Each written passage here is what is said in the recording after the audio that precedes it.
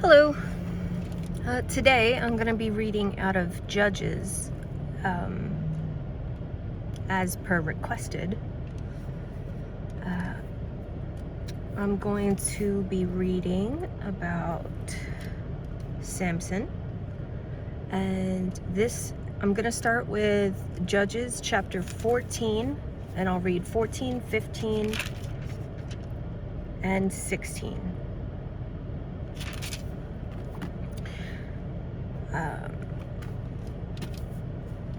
Samson went down to Timnah and saw there a young Philistine woman. When he returned, he said to his father and mother, "I have seen a Philistine woman in Timnah. Now get her for me as my wife." A little demanding. Okay. Guess he knows what he wants. His father and his mother replied, "Isn't there an acceptable woman among your relatives or among all our people? Must you go to the uncircumcised Philistines to get a wife?" But Samson said to his father, "Get her for me. She's the right one for me." His parents did not know this was from the Lord, who was seeking an occasion to confront the Philistines, for at that time they were ruling over Israel. Samson went down to Timnah together with his father and mother, and as they approached the vineyards of Timnah, suddenly a young lion came roaring towards him. The Spirit of the Lord came powerfully upon him, so that he tore the lion apart with his bare hands, as he might have torn a young goat. But he told neither his father nor his mother what he had done. Then he went down and talked with the woman, and he liked her. Some time later, when he went back to marry her, he turned aside to look at the lion's carcass, and in it he saw a swarm of bees and some honey. He scooped out the honey with his hands and ate as he went along.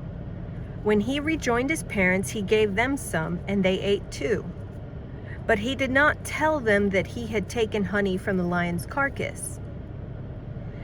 That sounds like symbolism for something, and I think I want to read about why the lion appeared before him. And then the Spirit of the Lord came upon him, and he tore the lion in two. I have never heard of honey being found in a carcass. That's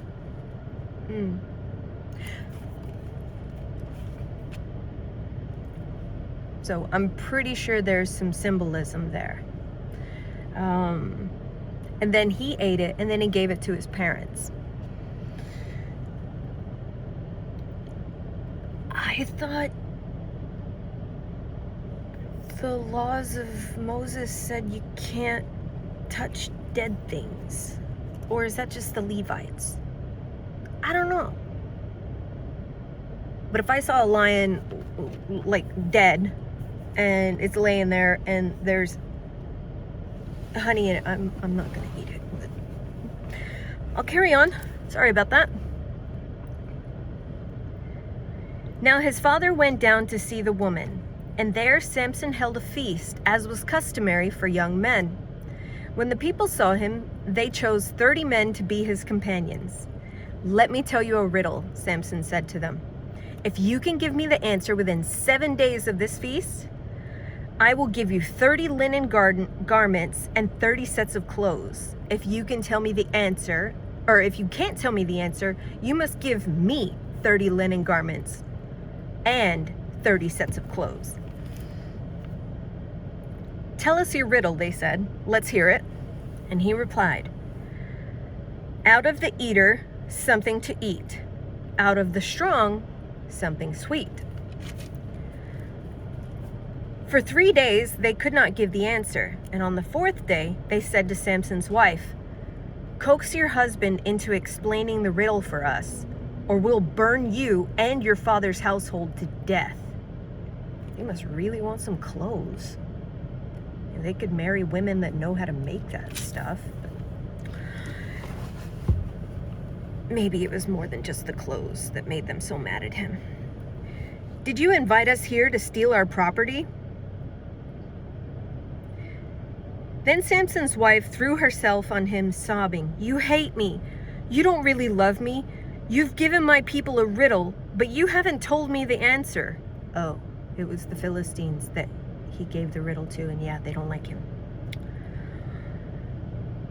"I haven't explained it to my father or mother," he replied, "so why would I explain it to you?" She cried the whole 7 days of the feast. So on the 7th day, he finally told her, because she continued to press him. She, in turn, explained the riddle to her people.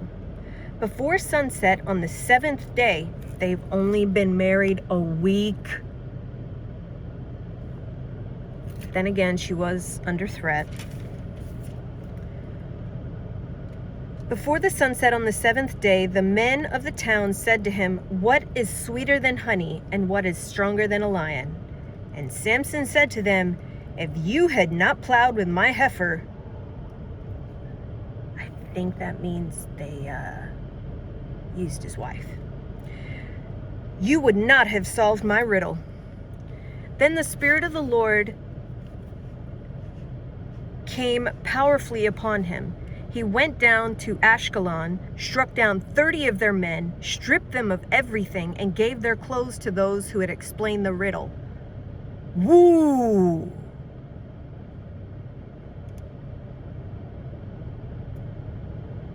That's some retaliation. Burning with anger, he returned to his father's home, and Samson's wife was given to one of his companions who had attended him at the feast. Later on, at the time of the wheat harvest, Samson took a young goat and went to visit his wife. He said, "I'm going to my wife's room," but her father would not let him go in. "I was sure you hated her," he said, "that I gave her to your companion. Isn't her younger sister more attractive? Take her instead."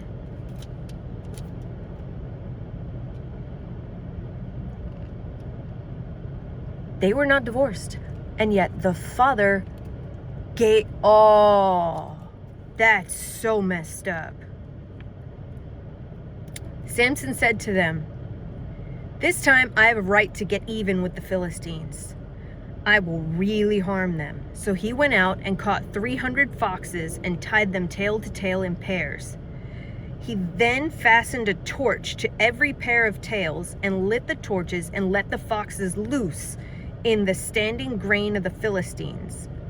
He burnt up the shocks and the standing grain together with the vineyards and olive groves. When the Philistines asked who did this, they were told, "Samson, the Timnite son-in-law," because his wife was given to his companion. So the Philistines went up and burned her and her father to death. See, this is why this is extremely interesting, but I stay out of this because I stay out of this part because I don't know, maybe I'm sensitive. So the Philistines went up and burned her and her father to death. Samson said to them, "Since you've acted like this, I swear that I won't stop until I get my revenge on you." He attacked them viciously and slaughtered many of them. Then he went down and stayed in a cave in the rock of Etam. The Philistines went up and camped in Judah, spreading out near Lehi. The people of Judah asked, "Why have you come to fight us?" "We have come to take Samson prisoner," they answered, "to do to him as he has done to us."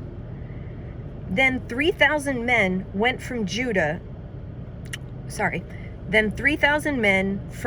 went down to the cave in the rock of Etam and said to Samson, "Don't you realize the Philistines are rulers over us? What have you done to us?" He answered, "I merely did to them what they did to me." They said to him, "We've come to tie you up and hand you over to the Philistines." Samson said, "Swear to me that you won't kill me yourselves." "Agreed," they answered. We will only tie you up and hand you over to them. We will not kill you." So they bound him with 2 new ropes and led him up the rock. As he approached Lehi, the Philistines came toward him shouting. The Spirit of the Lord came powerfully upon him. The ropes of his arms became like charred flax, and the bindings dropped from his hands. Finding a fresh jawbone of a donkey, he grabbed it and struck down 1,000 men. Then Samson said, "With a donkey's jawbone, I have made donkeys of them. With a donkey's jawbone, I have killed 1,000 men." When he finished speaking, he threw away the jawbone, and the place was called Ramath Lehi. Because he was very thirsty, he cried out to the Lord, "You've given your servant this great victory. Must I now die of thirst and fall into the hands of the uncircumcised?" Okay. Then God opened up a hollow place in Lehi, and water came out of it. When Samson drank, his strength returned and he revived. So the spring was called En-Hakkore, and it is still there in Lehi. Samson led Israel for 20 years in the days of the Philistines.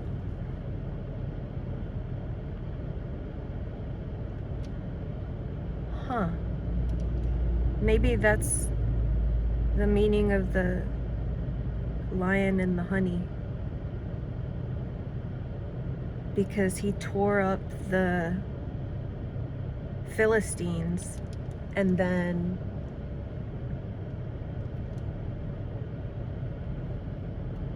ate honey, or, well, he was in charge. One day, Samson went to Gaza, where he saw a prostitute. He went in to spend the night with her. The people of Gaza were told, "Samson's here." So they surrounded the place and lay in wait for him all night at the city gate. They made no move during the night, saying, "At dawn, we'll kill him." But Samson lay there only until the middle of the night. Then he got up and took hold of the doors of the city gate together with 2 posts and tore them loose, bar and all. He lifted them to his shoulders and carried them to the top of the hill that faces Hebron. Some time later, he fell in love with a woman in the valley of Sorek, whose name was Delilah. The rulers of the Philistines went to her and said, "Again?" They didn't learn from the last time. They threatened his wife and then ended up burning her to death, and now they're going to this lady. The rulers of the Philistines went to her and said, "See if you can lure him into showing you the secret of his great strength and how we can overpower him so we may tie him up and subdue him. Each one of us will give you 1,100 shekels of silver." So Delilah said to Samson, "Tell me the secrets of your great strength and how you can be tied up and subdued." I guess that is something you would ask in the bedroom. If, you know. Samson answered her, "If anyone ties me with 7 fresh bowstrings that have not been dried, I'll become as weak as any other man." Then the rulers of the Philistines brought her 7 fresh bowstrings that had not been dried up. I guess he he already knew it was coming, so he lied.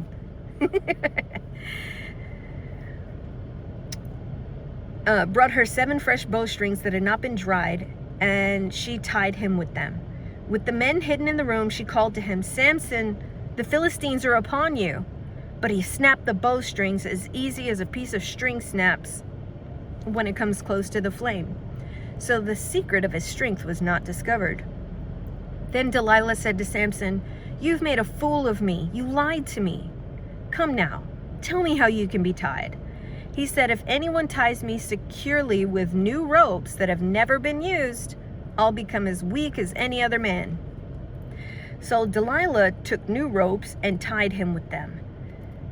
Then, with men hidden in the room, she called to him, "Samson, the Philistines are upon you." But he snapped the ropes off the arm as if they were threads. Delilah then said to Samson, "All this time you've been making a fool of me, and you're lying to me. Tell me how you can be tied." He replied, "If you weave the 7 braids of my head into a fabric on a loom and tighten it with a pin, I'll become as weak as any other man." So while he was sleeping, Delilah took the 7 braids of his head, wove them into a fabric, and tightened them with a pin. As she called to him, Samson, the Philistines are upon you. He awoke from his sleep and pulled up the pin and the loom with the fabric. Then she said to him, "How can you say I love you when you won't confide in me?" Ooh. "This is the 3rd time you've made a fool of me and haven't told me the secret of your great strength." With such nagging, she prodded him day after day until he was sick to death of it. He must really love her. So he told her everything. "No razor has ever been used on my head," he said, "because I have been a Nazirite. If my head were shaved, my strength would leave me. I would become as weak as any other man." When Delilah saw that he had told her everything, she sent word to the rulers of the Philistines, "Come back once more. He's told me everything." So the rulers of the Philistines returned with the silver in their hands. After putting him to sleep on her lap, she called for someone to shave off the 7 braids of his hair, and so began to subdue him, and his strength left him. Then she called, "Samson, the Philistines are upon you." He woke from sleep and thought, "I'll go out as before and shake myself free." But he did not know that the Lord had left him. Then the Philistines seized him, gouged out his eyes, and took him down to Gaza. Binding him with the bronze shackles, they set him to grinding grain in prison. But the hair on his head began to grow again after it had been shaved. Now the rulers of the Philistines assembled to offer a great sacrifice to Dagon, their god, and to celebrate, saying, "Our God has delivered Samson, our enemy, into our hands." When the people saw him, they praised their God, saying, "Our God has delivered our enemy into our hands, the one who laid waste to our land and multiplied our slain." Well, maybe if y'all would have left him and his family alone and his wife alone, y'all wouldn't have been slain. But as is, while they were in high spirits, they shouted, "Bring out Samson to entertain us." So they called Samson out of the prison, and he performed for them. Literally the dancing bear. When they stood him among the pillars, Samson said to the servants who held his hand, "Put me where I can feel the pillars that support the temple, so that I may lean against them." Now the temple was crowded with men and women. All the rulers of the Philistines were there, and on the roof were about 3,000 men and women watching Samson perform. Then Samson prayed to the Lord, "Sovereign Lord, remember me. Please, God, strengthen me just once more, and let me with one blow get revenge on the Philistines for my 2 eyes." Then Samson reached toward the 2 central pillars on which the temple stood, bracing himself against them, his right hand on the one and his left hand on the other. And Samson said, "Let me die with the Philistines." Then he pushed with all his might, and down came the temple on the rulers and all the people in it. Thus he killed many more when he died than while he lived. Then his brothers and his father's whole family went down to get him. They brought him back and buried him between Zorah and Eshtaol, in the tomb of Manoah and his father. He led Israel 20 years. That's it for today. Thanks for watching and listening. And if you like what you heard, share it with someone who doesn't have time to read the Bible or can't read. It's just so you can get some of the word in when you're really busy. Have a great day.